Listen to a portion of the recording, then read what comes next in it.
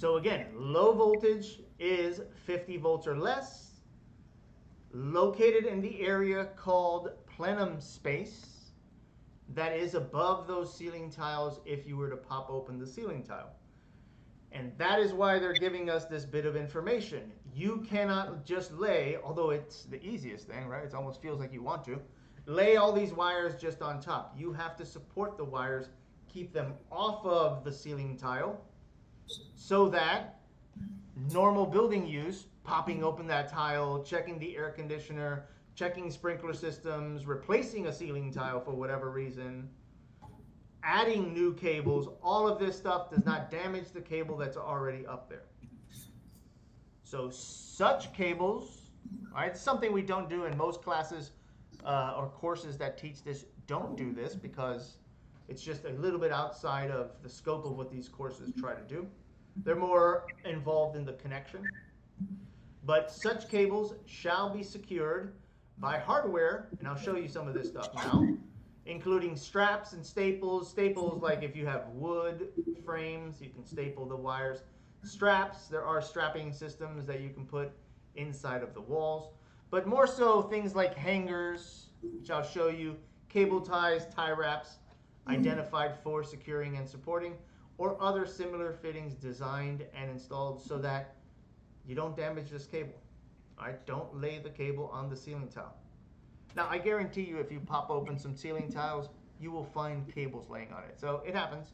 But in a correct world, in a right installation, you'll find stuff like this, these hanger style systems. All right, this is a good one just to pick of all of them. All right, you'll notice that there is a wire coming down. That wire is what holds those ceiling grids above you. All right, the ceiling tile is sitting inside of a ceiling grid. That ceiling grid is held by these wires, and so that little clip hanger system that you have here, it's called a batwing, by the way. You'll notice what I used up here to find the name, batwing cables. It's called the batwing if you've never used one. It looks, the batwing is a little bit different. It looks more like a batwing. If you hold it sideways, it looks like the wing of a bat. But these are called batwings or cable systems. And there's a bunch of different types. There's these that you find on hangers like that one right there. There's some that, let's see if I can pull one up. Yeah, here's another one designed to go on the beam, on a beam clamp that holds this cable system. There are different modified style, like that bag setup. This would be fine too. All right, things identified for holding these, but you'll notice neat workman-like manner. Wraps all the way through, cables bundled up very nice and neatly, sitting on all of these hangers, just not haphazardly thrown around and potentially cutting these wires. All right, here's another cool one here with multiple J hangers or J hooks. Because here's the unfortunate part. If you cut one of these wires, you have to pull the entire run from point A to point B out and run a new wire in. All right, we'll get a little bit more into this, but that's how these wires go. They go from one computer, right? One computer, one wire, all the way back to the networking tower. If you have a second computer, we don't just put a little jumper like we do for outlets. One wire runs all the way from that other computer to the networking tower. Next computer, same thing. If I have 100 computers, I have 100 wires. So if you cut that wire, there's no splicing. There's no chop, splice, make a little, no. That now causes interference. That is now resistance, and you're going to get bad signal. And if you're sending information like internet or whatever, then you're going to produce bad signal and it's not going to work. So you got to get rid of the wire, pull it all over again. So this is why they really make sure that they get these wires off of the ceilings to not destroy them. All right, so big takeaway again, low voltage is established after 50 volts or less. Wires have to be supported, cannot lay them on the ceiling tile, and the area above the ceiling tile before the actual concrete ceiling is called plenum area, and that is the area where you are allowed to expose the wire. You will find very few exposed wires outside of the plenum area, although short runs you may find. For example, if I have a wall here and I have a camera set up right here, there might be a junction box, and then there might be a wire going to. This is bare, not in a MC cable, not in a flexible, metallic, any kind of cable or anything like that. Just the loose wire going through there. So you'll find them in short spans. What's usually under like that little rubber thing on the floor in offices that people step on? Is there usually? Yeah, so that's more for like cords to prevent people tripping on their cords.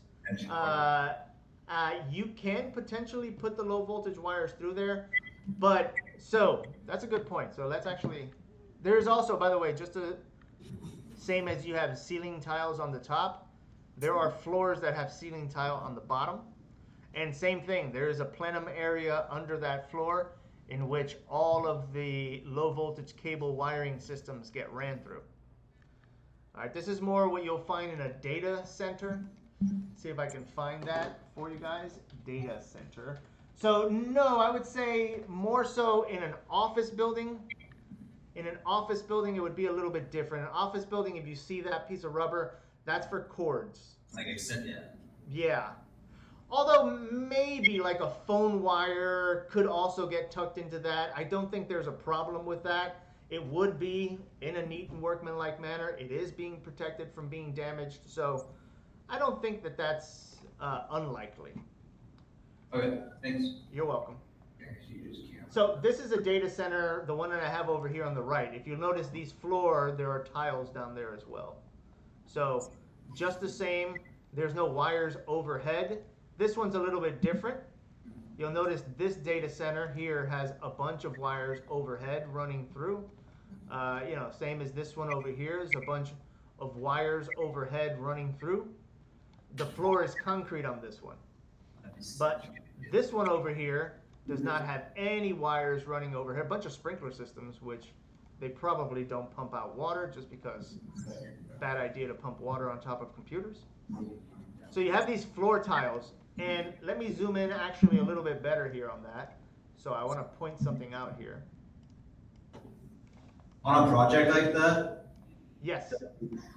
Does like a different group usually do the low voltage stuff, like landing all the data cables? So most of the time, yes. Most of the time, your electrical company that you'll work for or own, but say you're working for, they will have a low voltage wiring division. People that are simply dedicated to running low voltage cables. Although I worked for an electrical company that had a data wiring system, and we overlapped all the time. Our jobs were done or getting winding down, period of winding down. Bunch of electricians sitting around going, what next? And they're like, well, we got project is taking off next week, so we do have this low voltage, so they'll send you on a job site and you'll run these wires as well. So potentially, yes, I ran a bunch of these wires in New York for, well, this was a little different. I was working for a, what do they call it? Electrical temp agency, which they have in New York. I don't know if they have that everywhere, but which is great. If I wanted to work, I worked. If I didn't want to work, I didn't work. But that temp agency would send you to low voltage wiring jobs, or they would send you to electrical jobs, just the same. It's easy to run wire. Just got to run wire. Well, if you're What's that? landing it, is it the same, like those cables, are they the same as Cat 5, Cat 6? Yes. They just simply, if you're doing the floor, they lay on the ground. On the floor, it's different. They do lay on the ground. On the floor, you just bundle them up, and then you tie wrap.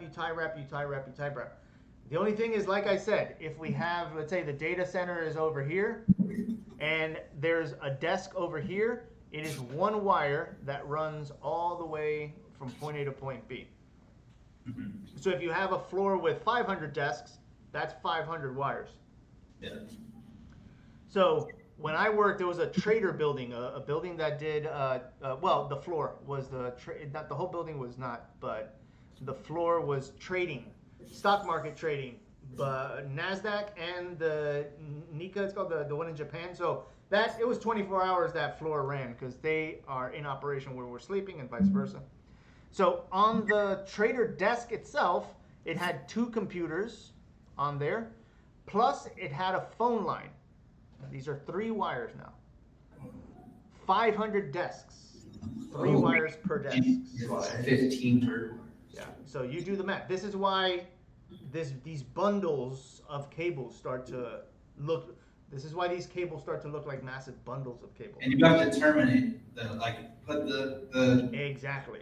connector on and everything. Okay. Now, I'm going to show you the terminations in a little bit when we get over to the connectors, because you do put the RJ45, but you have to put the thing that it plugs into.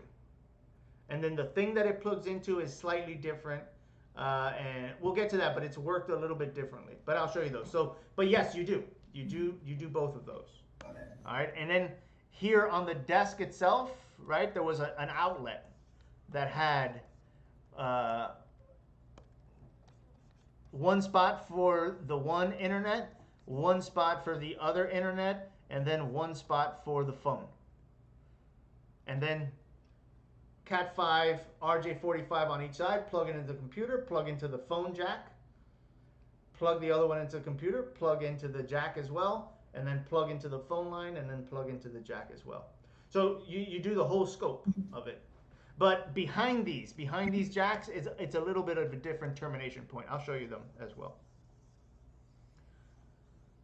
It is tedious, boring work in some sense. I don't like low voltage cable run. If you put me on a job one day to do it, or a week, I'd love it. Running these cables, terminating them, it's different from electrical work, it's fun. But to do this for years on end, nah. Have you done a hospital before? Yes, so funny enough that you say that. This is when I mentioned the fact that RJ45 connectors, the first time I ever worked with them, was in Mount Sinai Hospital in Miami Beach. My sister was born there. And I was an apprentice at the time, so this has got to be between 95 and 2000. And the nurse's call system, right? Patient in the room can call the nurse. The old system was just a button that rang, beep, and then they come over, what do you need? And you're like, I just need some ice, or I just need some water. Not critical, not emergency. They're like, all right, let me go get you that. They upgraded the system to be able to intercom talk. In other words, you can press the button now. They're like, what do you want? I want some ice. That's not important. I'll get you when I can. Or I'm feeling a lot of pain, bring medicine, and then critical. So they wanted to establish better communication with the room. And so we set up this nurse's call system that was basically RJ45 on each side, cable running from nurse's desk to each room. And that was the first job I ever did low voltage. I was working for the electrical union. It was an electrical company. We did not have a data division. There's one guy that knew a little bit about RJ45. He was a journeyman. They sent him out. I was the apprentice with that person. And that's all I did. Today, what you did today, I did that all day for like 3 months. Yeah. Cutting, lining up all the little color coordinating, sliding it into the RJ45, crimping down, doing the other side, plugging in, testing, doesn't work, chop again, redo it. Yeah. So, and that was the hospital. I've done other work at hospitals, but that was the hospital work the big one that I did. Other than that, I've done like small jobs on hospitals. Yeah, I was just wondering the amount of plugs and different things inside of one hospital room. I was in there like a couple weeks ago, just looking around, like, fuck, probably looks like a nightmare behind here. Yeah. Well, you have the outlets that are the isolated ground receptacles, and you have your basic receptacles. So you have some interesting stuff with the electrical system, and hospitals have generator backup. Hospitals do not lose power for 1 split second. So if there's a power loss, generators kick on, but there's a 10-second gap between generators sensing power loss, or the system that turns the generator on sensing power loss, telling the generator to turn on. Generator comes up to full power and full voltage, and then being able to transfer over to the generator power. 10 seconds. Clear. So in that 10 seconds, the hospital cannot have power loss for 10 seconds. Life safety equipment, people can die. So that little gap is covered by batteries in what they call a UPS system, uninterrupted power source. And it's this big giant room that has hundreds of stacked marine style batteries. Not marine like the Marine Corps, marine like boats. And all of them are in series with each other to provide voltage for 10 seconds. That's insane. Yeah. What kind of UPS battery bank. Read that. Yeah. Now, 10 seconds, hopefully, right? Generators kick on. If we lose generators, UPS systems should be good for about 8 hours. But the generators, once the generators kick on, they feed electricity to your batteries. Once utility company comes back, it feeds electricity to your batteries. But once you shut down either one of those, the batteries can maintain the full building. So you don't even sense it. The only thing, you might see a little flicker of the lights, but I worked at the Carnival Cruise Line building. You believe it or not, the Carnival Cruise Line building had this level of sophisticated electrical systems. And that's why I worked there. They hired me because they needed a really experienced electrician. Because the building was also a hurricane relief building that provided hurricane relief in Miami in case of hurricanes. So it also had this battery backup system. So I loved it. Anytime we got a hurricane in Miami, I would go to work, make double time money, and I had internet the whole time, never lost power. It was great. Yeah, we'd watch movies and hopefully nothing happened. But the building was super reinforced, and yeah. But same thing, the data center there could not lose power for 10 seconds. It communicated with 28 ships out in the ocean, so very critical there. All right, so let's divide this into two sections. I do want you to know both of them. We're going to put here residential and label some of the residential low voltage wiring systems, and then we'll do commercial / industrial. All right, split them into two categories because they are different. All right, they are different.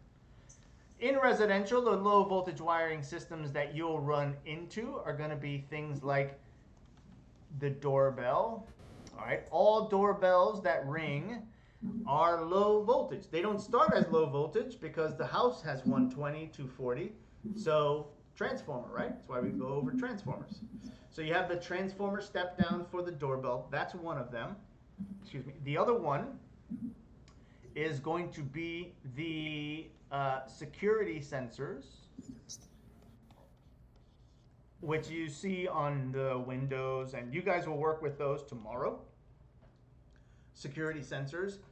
Another big one that we 100% falls under our jurisdiction as far as only electricians touch this because it is electricity only.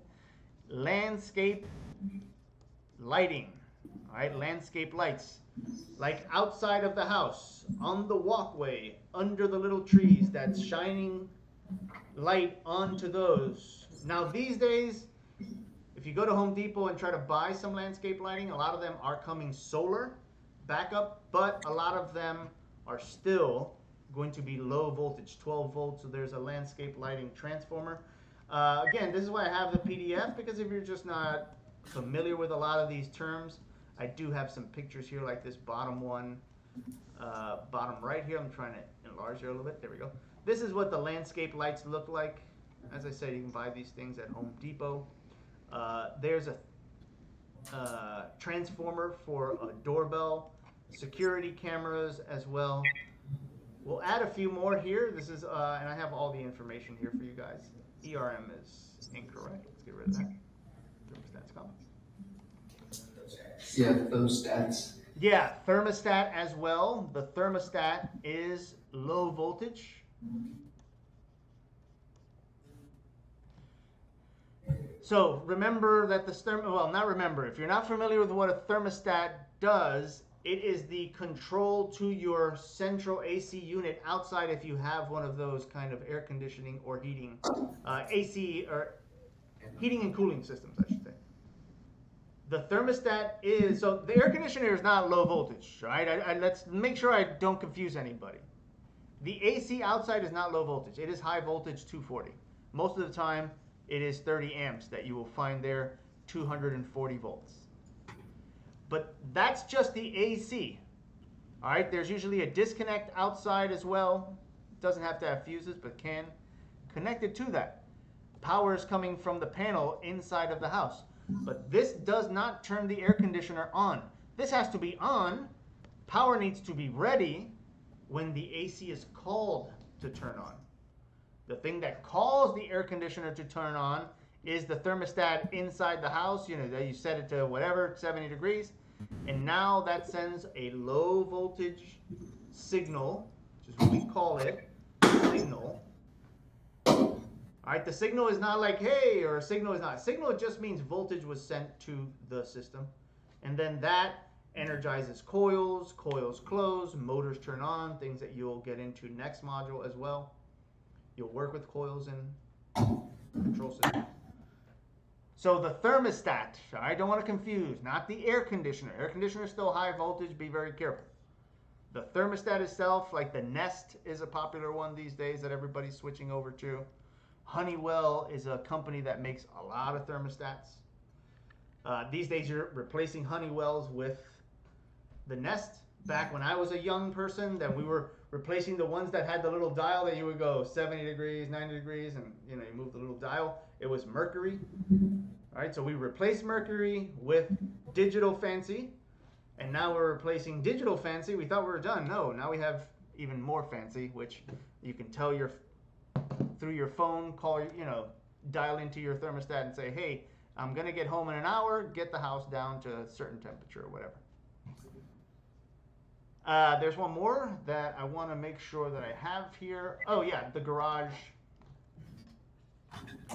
Here again, not the garage motor, but the garage door opener. My spelling is off today. What's going on here? Garage door opener. And not the one that sits in your car that's remote control. That's different. That's not low voltage. Remote control is not low voltage. There's a little battery inside. But the one that sits outside that has the little buttons, right? It has the numbers. Dial in 2, 3, 5, 7. Boom, your garage door opens. That is low voltage.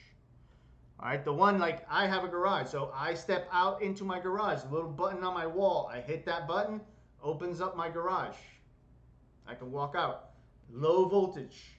Same principle as the air conditioner. The motor up top that opens and closes the door, that's 120. That one's plugged into an outlet right above it. But then I have the opener itself that sits again on my wall with a wire that goes to this motor. I hit this button, that's low voltage. Also, there's little sensors on the floor of the garage door, if you've seen those as well. Just monitoring, make sure nothing's in the way, that's also low voltage. All right, now let's move over to commercial, where things get a little bit more intricate, bigger systems. I'm just going to move that over, not to erase it, but just give it a... Now, I'm going to put the first one I'm going to put is the one we're going to cover tomorrow, which is fire alarm systems. You will notice that I did not put fire alarm on low voltage for residential because it's not low voltage. Fire alarm devices, different from fire alarm systems. Fire alarm systems include all the little devices like smoke detector, carbon detectors, heat detectors, but also the strobe lights that flash, the horn that makes the sound, the flow switches that open and close to move water through the sprinkler system, fire alarm panel that communicates back to the fire alarm company, which calls the fire department, and a couple of other, we'll go over all this tomorrow, pull stations and things like that. That's the system, intricate. All of that stuff can, not has to be, right? Same thing with outside lights. I've worked in commercial buildings where outside landscape lights, just give a page here, right? Sign of the building, so-and-so, whatever, Carnival Cruise Line, so whatever. Big spotlight down below it, shining a light on the whole sign. Junction box, 120 volts going to this light, not low voltage. All right, so outside lights can be 120. If they're 120, you have to now run through a conduit. 50 volts or less gets to not be in a conduit. Same thing with fire alarms, smoke detectors, heat detector, carbon detectors, strobe lights, all the other components that I mentioned earlier. They can be 120, but they could also be 48, 24, and 12 volts. HVAC. Same as what's going on here, but more detailed. All right, in a commercial building, the HVAC system is much bigger of a situation. All right, you have a building, just to describe a small building, won't put too much. You have a rooftop air conditioner. All right, you have multiple ones, sometimes 5, 6, 7. I'm just going to draw 2. You have the ductwork that runs through the plenum that we were talking about. Let's kind of split that in half. All right, I have another HVAC ductwork that splits here as well. But here's what happens, just to give you a little window in what happens. I have an office, another office over here. Let's divide that, office, and I have the drops that go into the, like all of the classrooms. I would not have to be office, it could be, let's say, all of the classrooms we're in. Happens a little bit differently in office because people sit in the offices and they complain. That's what happens, they're complaining. Here, it's different from your house. The thermostat in your house, you set to 70 and that's it. Gets hotter than 70, AC turns on. Gets 270, AC shuts off. One temperature regulating the entire house temperature. But in a building, it doesn't work like that. In a building, you set the AC to a low temperature. Let's say 68 degrees and even lower. You know, if you're in Miami, Florida in the middle of summer, that number's got to go down because of air distribution and heat loss. So 68 degrees is pumping into this, right? But let's say I got person in this office, they are freezing. Got to make it hotter. But I got person in this office that's like, hey, this is perfect. So I can't touch that number.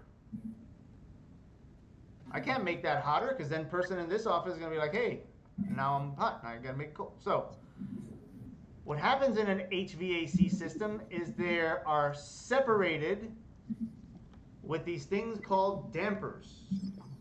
All right, it's called a damper. Let's see if I can show you a quick picture of a damper.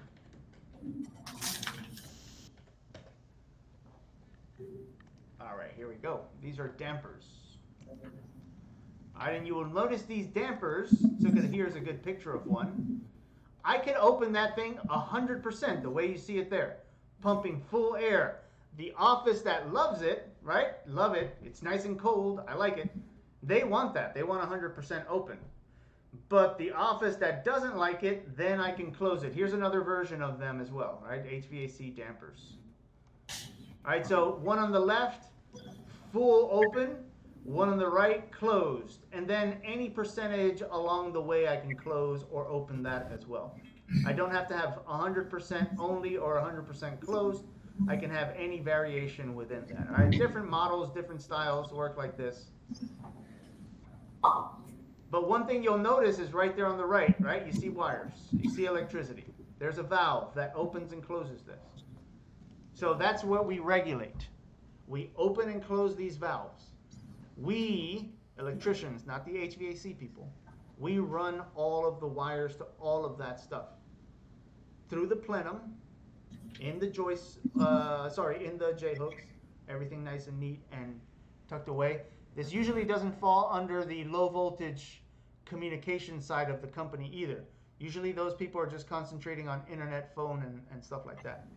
So we'll run all the wires from wherever the AC control panel is at to the valve, another one to the valve, another one to the valve. And now you can sit in a computer in the building, at home, you know, whoever has control of this, and they can monitor and open and close these valves to different percentages. So just so you know, but this is where we come in.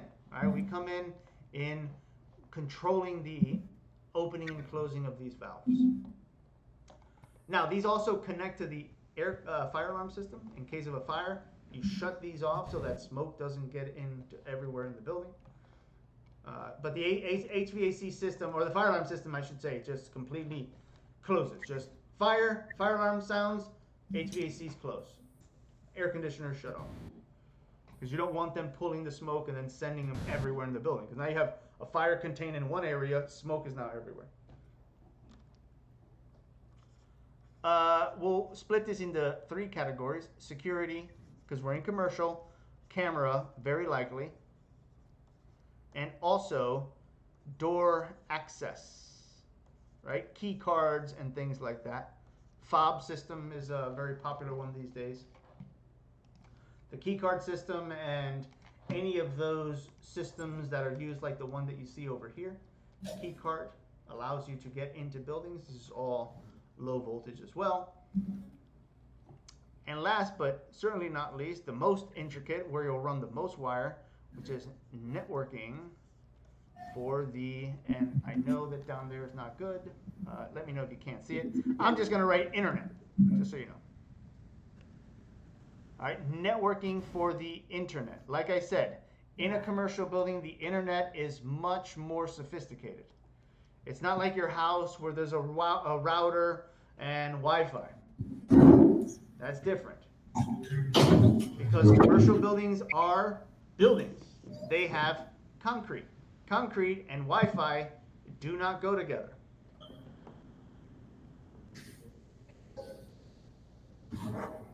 So, in a commercial building, you have networking wires that, like I pointed out, run from the computer all the way, from the computer all the way to the networking tower.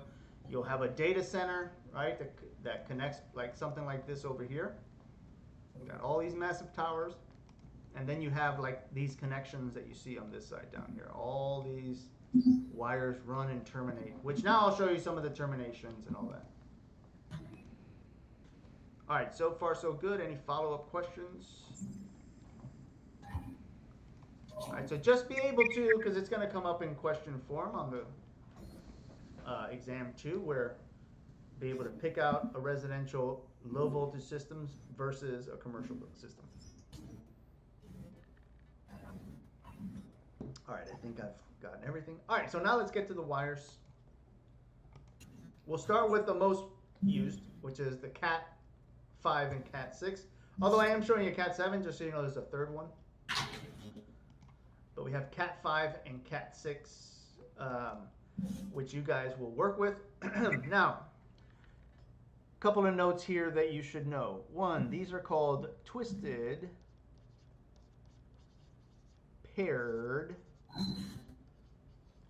conductors, or sorry, cables. About to say conductors. There are 8 pairs in all 3 of these. 8 pairs. All right, so they are twisted paired cables, 8 pairs, and see, I think, did I have a third note? No, I think that's good. Is that 8 pairs or 4 pairs? Yeah, 8 pairs. Sorry. Yes, thank you. That's what it was. There it was. There are 8 conductors. Thank you. And yes, there we go. I know there was a third note. 4 pairs. 4 pairs. Good. So they have a partner to each of them. Usually when you see it described, it'll be the large letter indicating the full colored wire, orange. Little letter indicating the white wire with the orange stripe. Same thing for blue and little BL, brown, and so on. And then little. So sometimes they call it big O, little o, big blue, little blue. Another way to say it. But they come wrapped together with their partner. Now, there are differences between these. Right? Sometimes it's beneficial to use Cat 5. Sometimes it's much more beneficial to use Cat 6. Right? Cat 6 is, I'm going to give you all these notes on the next slide over. We'll run these down. But Cat6 are for information sending. Information sending, like connecting to the internet. All right, connecting to anything that I'm going to stream. If I got to send information through the cable, again, like the internet, then I want to use Cat6. But if I'm just connecting electricity to that valve so that I just send electricity, valve opens, don't send electricity, valve closes, or send electricity, door unlocks, send no electricity, door locks, right? Door locking system via just a button, energize the solenoid, door unlocks, open the door, de-energize the solenoid, door locks, can't open the door. You are just sending electricity. All right, it's called a pulse. P-U-L-S-E, pulse. All right, you'll learn more about this in PLC class. But a pulse is when I just one-shot electricity. Just send it, energize, de-energize. If I'm sending just voltage, Cat5 is way better because of cost. I can do it in Cat6, but overkill. If I'm sending information, then I'm going to use Cat6. So let's label that here, where we're going to do, yeah, this is where I'll do it. Cat5, technically it's called Cat5e, but you don't have to add the E. And technically it's called Cat6a, but you don't have to add the A. And let's separate these into two categories. Now, is Cat5 better than Cat6 or Cat6 better than 5? No. It depends on what you're using it for. Then it might be worse to use Cat6 versus 5 and vice versa. So, first of all, distinguishing features. Cat6 only has Cat5 only has 2 to 3 twists per 1 inch of conductor that I expose from the cable. All right, so if you strip back the Cat5 sheath, that's what it's called, a plastic sheath, off of the cables, and I expose 1 inch of cable, or 1.5 inches, well, 1 inch is fine, then I'm going to see 2 to 3 twists only. All right, 2 to 3 twists only. Whereas Cat6, for the same space, is going to have 6 to 7 twists. Oh, little S there. There we go. Number 1.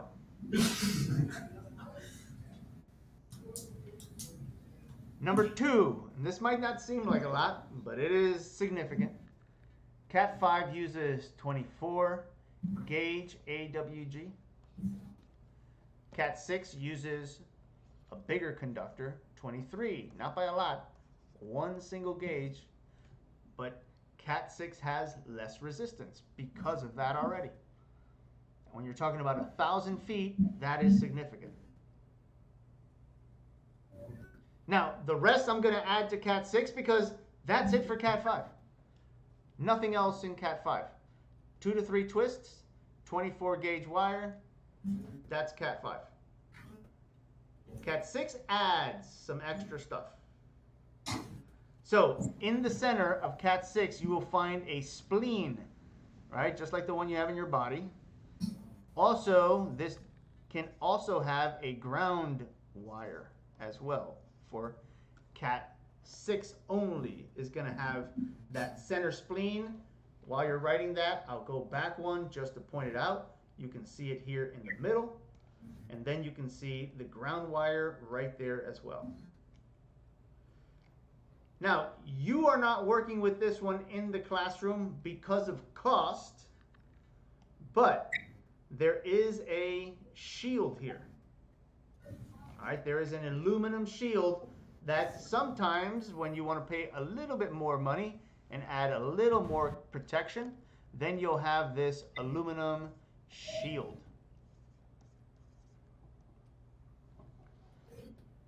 That combination of adding the spleen and the ground wire and the aluminum shield, plus this, which is not a big thing, you know, not so much, but it does add, right? It's only 1 gauge difference, but every little bit counts. All right. This adds to one thing, which is Cat6 protects from electromagnetic interference. All right, usually you'll see that abbreviated to EMI or EMIs for interferences from electromagnetic pulses or fields that are in the area. All right, I am right now, if you can do this test, it's called a radio. Right, get a little radio, put some antennas on it, you will find radio stations because there are radio stations in here right now, in where you're at right now. Anywhere you go, there are radio stations near you and with you. You can go up to a mountain, take an antenna system, you will find radio stations. Not everywhere, of course, on the planet, but same thing. Get a little TV, put the little rabbit ears on the television. You will find television stations because they are in here right now with me. So there is no way, you might say, well, why don't we just avoid the EMIs? You cannot avoid the EMIs. They are here always and around us. Don't worry, fear not radioactive, not doing anything in your brain. You don't have to put an aluminum shield on your head. But they are here. Meaning, Yeah. don't do that. Yeah, don't do that. But meaning that if you run Cat5 and you have done 0 to protect Cat5 from electromagnetic interference, this is where you have interference when you're trying to send information. Let's go back some years to when I was in my 20s. I'm 50 now, but in my 20s, the internet showed up in everyone's house. Yay, everybody was happy. But before we had the internet, we had landlines, LAN, local area network, not land. Everybody thinks it's D-land. It's not, it's LAN. It is an acronym for local area network. We had the phone. The phone was Cat5. So let's add those just so you're aware. This is what I would use for phone. This is what I would use for internet down here. Where can I write it? I'll write it down here. Let me know if you can't see it. But again, I'm just writing the word internet. Can I use Cat5 for the internet? Yes, it was called dial-up. And if you remember, that wasn't so great. Maybe you don't remember.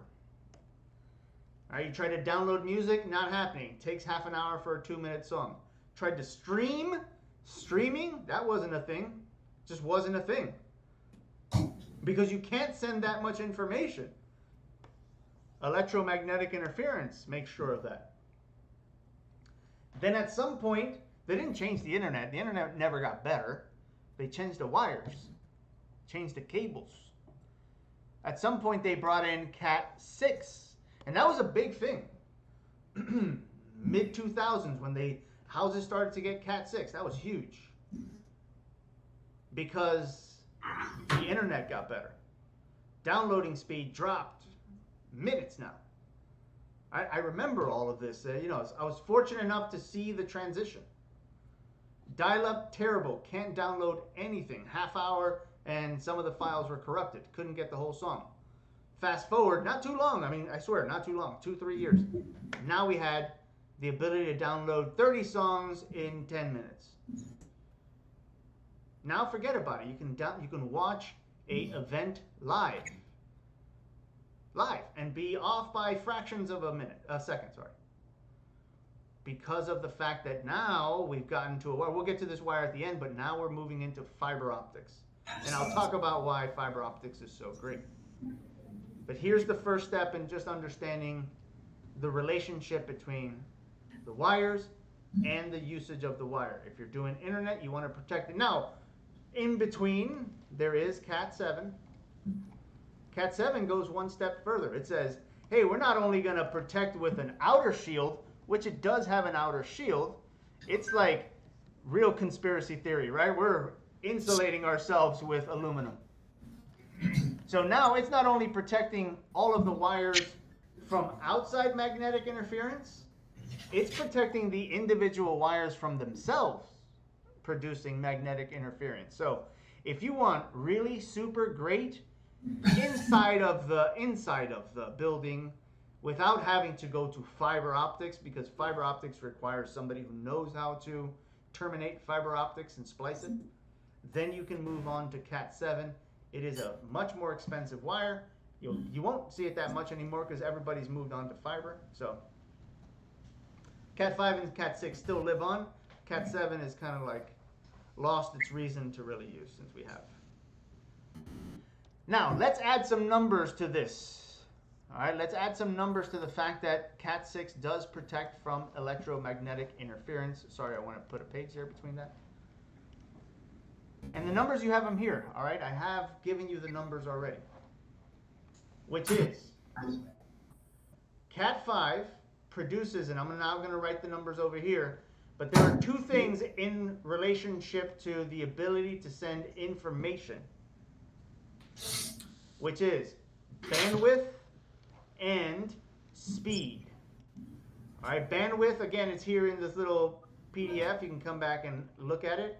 Bandwidth is defined as the amount of information that something like a connection to the internet can handle. The term bandwidth has a number of technical meanings, but popularized in internet lingo these days refers to the volume of information per unit of time that I can transmit.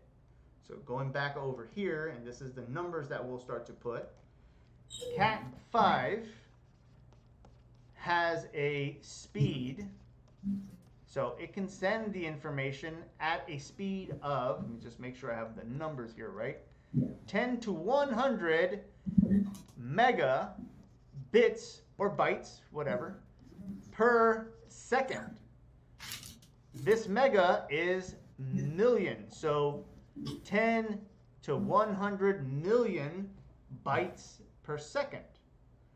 And it has the ability to send a bandwidth of 100 megahertz. Now, this was awesome if you only had a phone and then went to the internet. We have the internet. Okay, we can't download music that fast, but we have the internet. We have the World Wide Web. We have all of this information accessible via just type a couple of things in. Took a second for a page to come up, but there was the page. That was outrageous. But now we want faster speeds. Hey, can I get that page in a second? You know, go to a page. How long does it take a page to come up? Do you even think about how fast the page comes up? No, it's just, we expect it there now. Because speed increased. 10 giga bits, or again, bytes per second. Giga is now billion. If you know anything about a billion, it's more than a million. Right? 1 billion is 999 millions, plus 1? 1,000 millions? That's just one. This has 10 of those. So it has, this is only 100 million. Not even 1 billion. So already the speed is astronomically faster. Astronomically. These are insane numbers. And now the bandwidth steps up to 250 megahertz, which honestly here I'm a little bit outside of the scope of, but it is just twice plus some of the information ability. Which Cat 5 didn't struggle for information so much as it struggled to speed. 100 megahertz versus 250. Wow, yes, it is twice plus 1. Plus a bit more, sorry. It's still not that much, you know. It is. It signifies a lot. I don't want to downplay 250 versus 100 megahertz, but the real change was in speed, how fast we got stuff. Again, it takes 1 second for a page to load. I remember pages taking a second to load up, especially if there was a picture on that page. It'd be a minute. You're just standing there waiting for this thing to show up.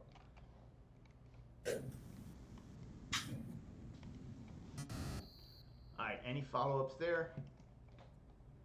All right, now, yes, we connected with, as you guys are aware, RJ45 connectors are the connectors that we use. These are the male plug-in end of this. The other side of this, which I will show you here in 1 second as I pull it up. There's two types of other sides of this. Let's see if I can find, there we go. There's some images here just to show you. Wow, the Home Depot page is taking a while to load up. I'm about to throw a fit. Your Cat 6 doing? Yeah, this thing is taking 2 seconds. I am not gonna. I will have a. All right, so the termination point. Let me see if I can find a good one here. Obviously, you guys are aware of the RJ45. You guys use it in the classroom, but where it terminates into. Let's see if we got a good one here. Yeah, this one will be fine. It terminates into. Actually, I don't like that one. See how. I'll find a good one here in 1 second.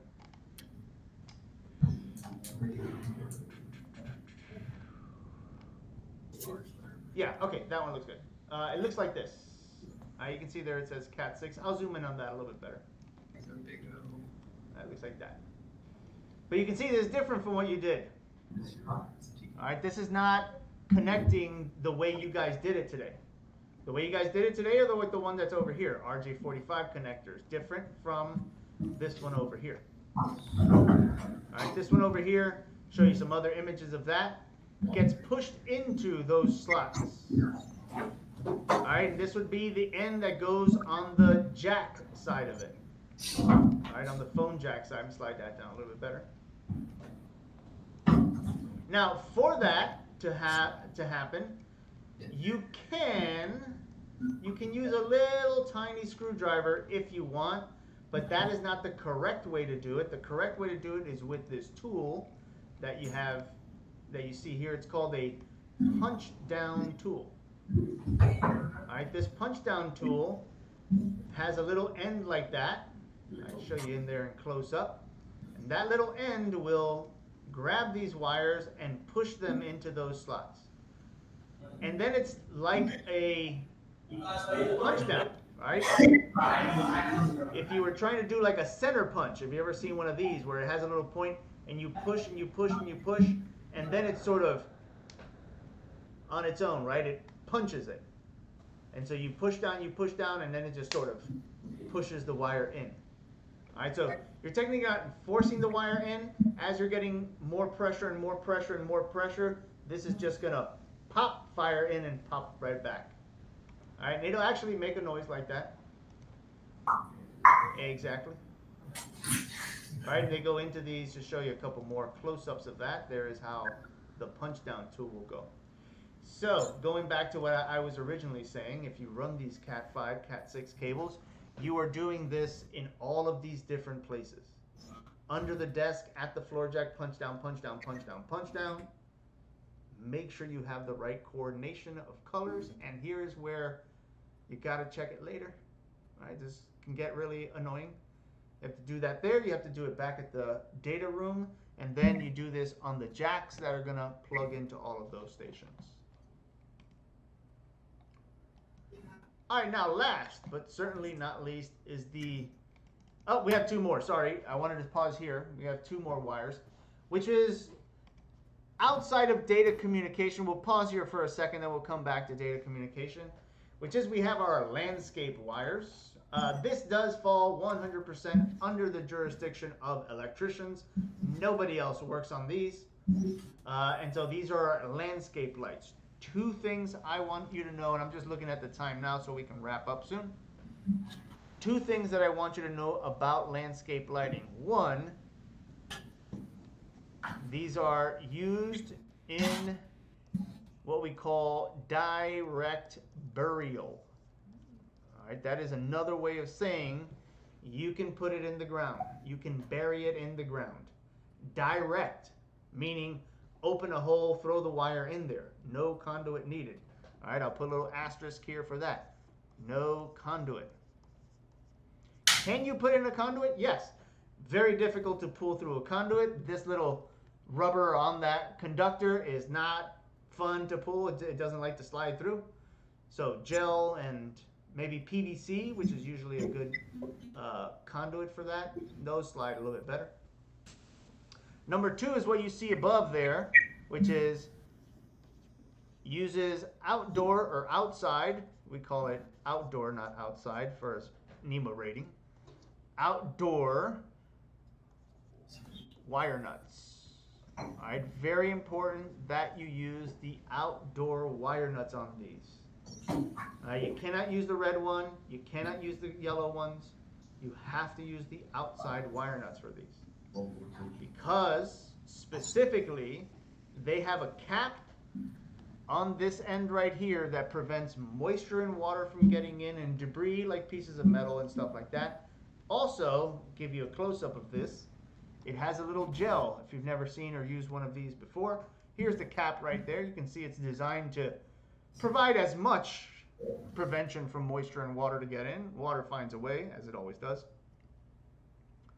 But this gel, this is the important one. That's the MVP of this whole thing. The pieces of metal that you were going to splice, they are going to go into the gel portion of it. So you'll have insulation all over here. So if moisture does get into this area, you're still really just touching plastic insulation, but the moisture doesn't get into the metal conductor point. The gel now prevents that from happening. All right, this one happens to say for reuse, which means if I remove the wires from here, I can reuse this wire nut. I have found that that is just not possible on any of them.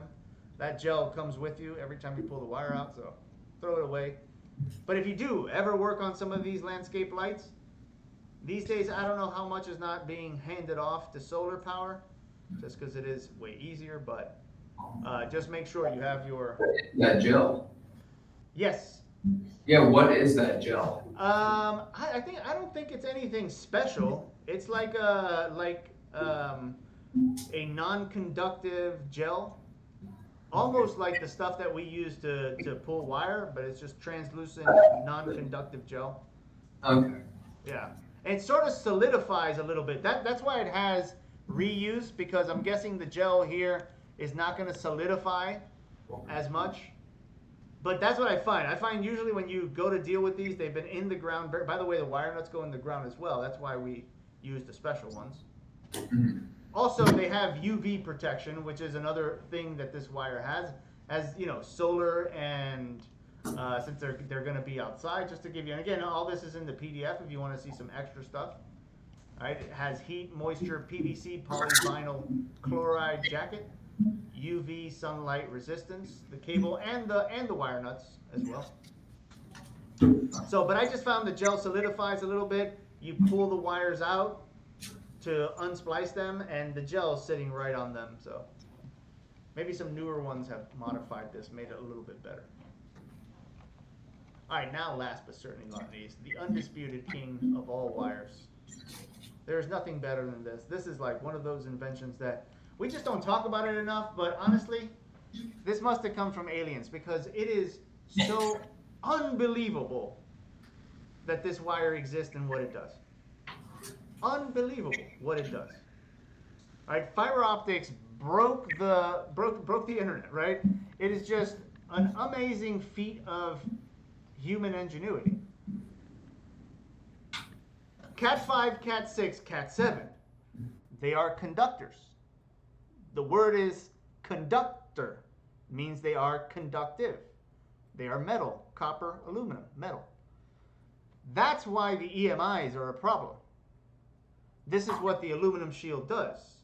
It becomes the absorber for the EMIs. If not, copper, aluminum, sitting in a magnetic field is pulling all that in because they are metal. They magnetize. So it's unavoidable because of the fact that you are using metal conductors. Well, fiber optics change that.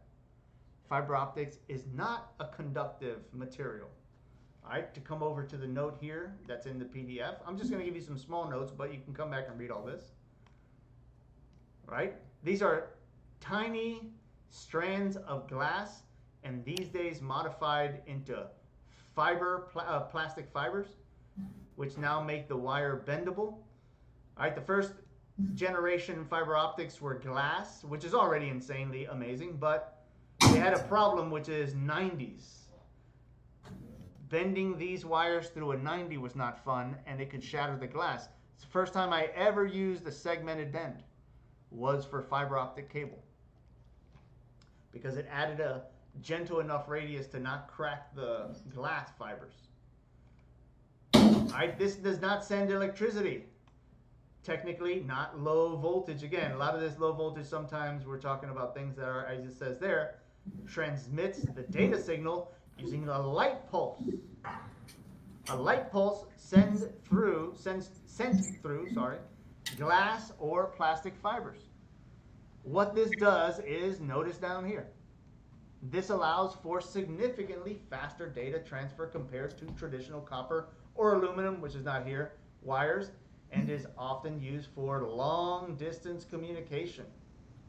Long distance, and now when I say long distance, I mean a wire that connects from the United States to Europe.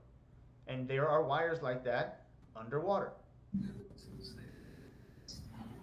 Due to its high bandwidth capacity, minimal signal loss, carries information as light instead of electricity, meaning no voltage drop. There's the wire sitting in the ocean. It's moving at the speed of light. Yeah. That makes sense. This is unbelievable. If I told you this was going to happen in the 80s, you would have said, man, what are you, crazy? So, some of the features. High bandwidth can carry, man, you guys weren't born in the 80s, yeah, ha. Some of you. Can carry significantly more data. I'm going to give you all these in bullet point notes in a second. Long distance transmission signal to grain, but here's the biggest feat. This thing is immune to interference, cannot be messed with by electromagnetic interference. Doesn't even know the interference is there. The electromagnetic is there, or magnet. Why? Because it is non-conductive. It do not care. It's not a magnet. Run it through all the electromagnetic fields. Glass or plastic are non-conductive. Not going to pick it up. So, running back, just some thin fibers carry information.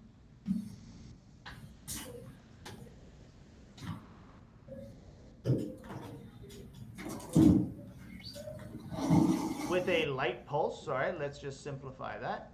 Light pulse.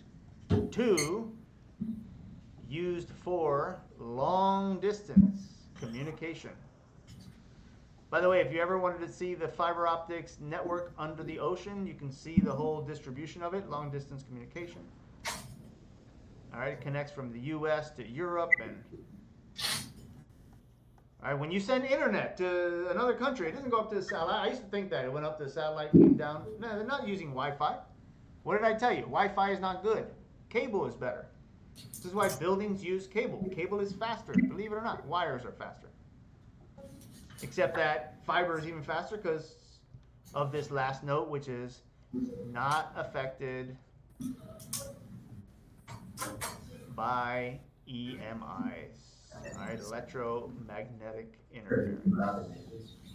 It is a superconductor. This is where superconductors come into the vernacular in our world, right? A lot of people are selling superconductors or semiconductors, but translating into these superconductors. I want to know whose name All right. fiber optics. If you want to see some extra stuff about this, this PDF has a bunch of extra wires that I didn't even talk about, like speaker wires. But if you want to see a little bit more on fiber, read a little bit more detail on fiber, all right, it gets into the breakdown of a single fiber. All right, it shows you a single fiber and what it looks like. Get into just a little deeper dive into it. Stuff that I'm going to just give you the option to go in further. All right, stop the, oops, sorry about that.